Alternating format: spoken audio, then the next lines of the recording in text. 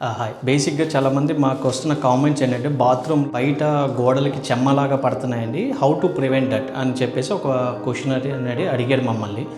దానికి ఆన్సర్ వచ్చేసి, మీరెప్పుడైనా బాత్రూమ్ డిజైన్ చేసుకునేటప్పుడు ఫస్ట్ ఆఫ్ ఆల్ ప్లంబింగ్ కోసం ఇలా గాడులు తీస్తారు మొత్తం లైన్స్, పైప్ లైన్స్ పెడతానికి. ఆ పైప్ లైన్స్ పెట్టినప్పుడు మీరు అది ప్యాక్ చేయక ముందే దానికి ప్రెషర్ టెస్ట్ చెక్ చేసుకోండి.